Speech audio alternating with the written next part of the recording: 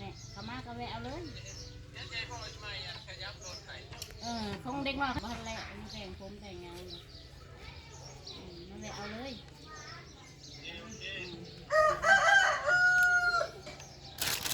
สีในผิดมันเชียร์ทะเลเนี่ยสีมาเลยไหมสบายดีป้าลุงนะไหมสบายดีพี่น้องสิรับแล้วก็แต่งหนาก็ได้ ผู้สาวเขินกองตัวว่าหน้าบริหารแต่บ้านนี่บ่ เอามาเลยร้ายเอาเลยกระติว สาวกำลังแต่งตัวพี่น้อง เช้าน้ำบ่อาบหาวาดิ แต่งตัวจะไปพอด อิดละเกลือ ในพิธีเปิดงานนมัสการพระธาตุโพน มันแจ้งเตือนเนาะมาเดียวมั้ยชาวบ้านเฮาเนาะ ทีมงานน้องฟ้าใสจะโค้นบ้านเฮาไปพอดนะผู้หญิงสองนี่สี่ ลูกขึ้นลูกขึ้นเบิ่งลูกขึ้น วันนี้และน้ำงามแต่ย่อย เอาวีหน่อย บรรยากาศกสิฮอดแน่พี่น้อง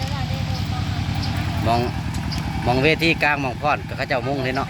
มุ่งหาสแลมเนาะเซ็ตสินขาดเรียบร้อย บาทนี่โว้ยสิได้เปลี่ยนชิ้นนี่เลยเนาะอยู่ใช้กับอยู่หันหมอลำเดี๋ยวโอเค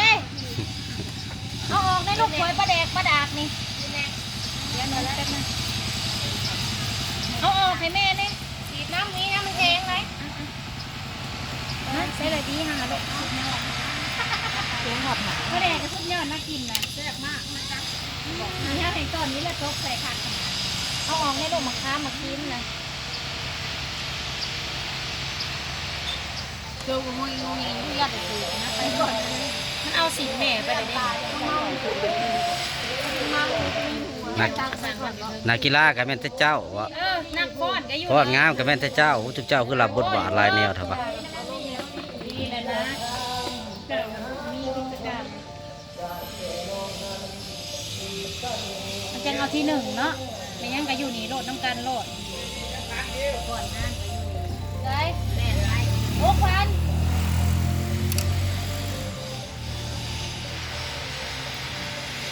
ลองมือก่อนมาสิบวบได้เอาสิได้เอาได้แม่พี่นะ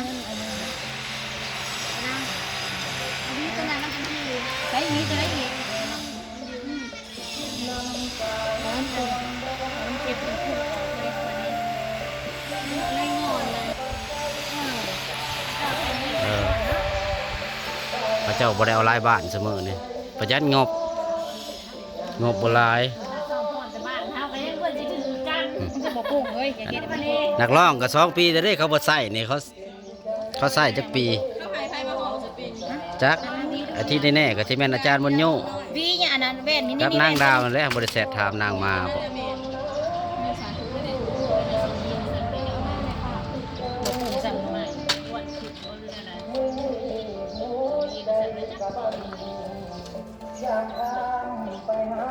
มันหัวปุ้งพวกไม่ได้มีนะพวกกี่ได้จู้อ่ะมันอันสุดท้ายอันที่ใส่มันเต็มแบบนี้เลยที่เราใส่ที่จะมาอันนี้จะเผื่ออยู่ในเรื่องของเพศได้มันคือหัวเรียบมันเป็นฝาเอาเฮ็ดดีๆเด้อกับลูกเจ้าได้คันบ่งามก็โทษแม่เจ้าละเด้อมันบ่คือกันนั่นเอาวีบ่เข่งนะวีบ่เข่งแต่ที่แรกบ่ได้มันแข็งเลยเดียวเห็ดแข็งคือจะเป็นแข็งมันได้อยู่นะได้แล้วงามอยู่ที่อ้วนๆเนาะจังยิงตัวยิงมันจะงามมันก็สมหุ่นไปหุ่นมันนี่แหละตามเบิ่งนี่มาเอาน้ำมาใส่มาแดกขนาดนี้เลยเด็กกีบดำนะให้แม่จังกีบดำนะแม่นั่งกีบดำมาใส่ได้บัดนี้ซูงัดเขาตีแม่ เวลาลงมาอีก สร้าง เอาพื้นมาสวยกัน สร้างบ่ได้เฮียน จับไปเลยนะ เวลากลับไป ในบ้านแบบเสียบชักเขา ย่างเกิดมาเบิ่งแล้วถ้าว่ายังมีปัญหาอีกเข้าออกปั๊บจะมัน ปา โผ กก็เลอะนะ จะมันตามปากเอาลงไว้ที่รัก หนักเลยไม่ใช่เงิน เนาะเอามันลงไว้อยู่ละเบิดตามปากปีกโคก ผู้ใหญ่บ้านเพิ่นซ้อม จะได้ยิน ลายสายเสียง ตัวท้ายของเนาะยังมีปัญหา ใช้เนาะปีนขึ้นมานั่ง และ แต่งแล้วหนาน้องฟ้านะ มา แต่งแล้ว แต่งอีกแหน่ผ้าอีกแหน่ ถ้าแป้งมันใส่แป้งกับ ได้ เรา เอาไปให้รับก่อน คนได้ทางเพื่อนน้องพี่นี่ บ่ คน คนบ่เคยแต่งหน้าแต่งหน้า อื่นน้อยใส่หลายโทษ เครื่อง อ๋อคงเพิ่นบ่เคยแต่งขาวแฮงเพิ่นญาติ นี่ เด้ เครื่อง เพิ่นสิแต่งขาวบ่เพิ่นญาติ เครื่องยางก็ได้ มาตาตากับอีตาเพิ่น เครื่องยางใหม่เนาะที่อยู่กันเราเนาะ เพิ่นญาติหน้าขาวคือแม่ เหมือนกับเก่า เฮ้ยเลยมาเด้อ ยัง นี่ตัวตรงนี้ปะนี่ให้เลยยังไงเฮ้ยมาถึงเราคุณเป็นยังไงมันร้อยเลยมองตาไม่ใช่ก่อนขาเราเมานะก็มีบอกไงกูนอนในตอนนี้ เมาสิเมาอะไรนุช เมากระท่อมอย่าลืมเด้อเวลากระท่อมมันกวย กระตอบบ่เพิ่นเอิ้นบ่แม่นกระท่อม ได้ที่แล้วน้ำเบียดก็ออกกูได้มึงก็บอกกูสิทาให้มีมันเลยให้ทาสิเนี่ยมันเนี่ยเลือดเจียว บ่ชอบทาง บ่ได้เลือดเจียวทาธรรมดานี่มือเลือดเจียวนะถอดจางดีพวกจางดีครับ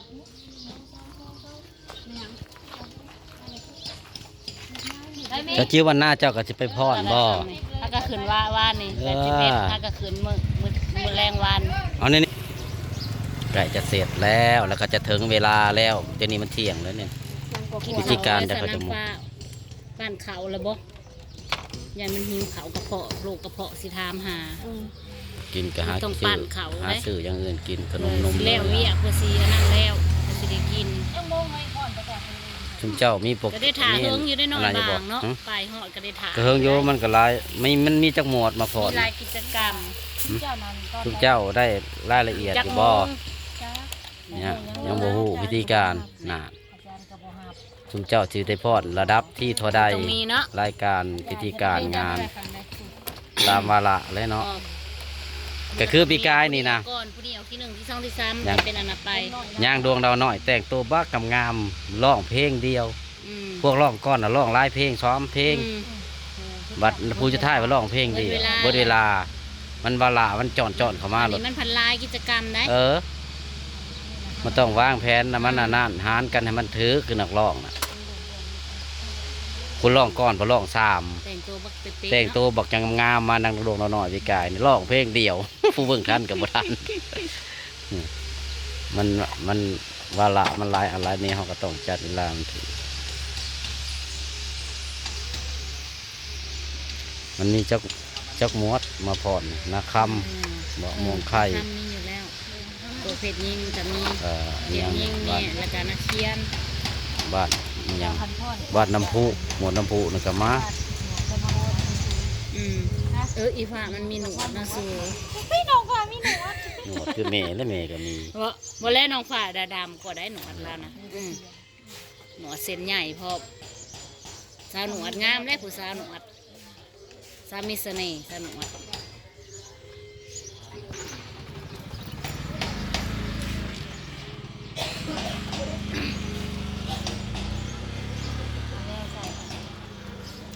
นี่พักระบบคุณแม่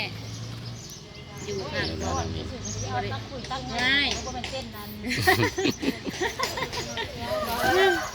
จักอันจักเพลงจักบทพรนะลูกจักบทเพลงเดียวใครอยู่สิ อยู่ดอกบ่ บรุษดอก เรียกว่าหลายบทเพลงสาวใส่ผู้ทองเพราะว่าอาจารย์มันอยู่ จิ๊บจิ๊บบรุษดอก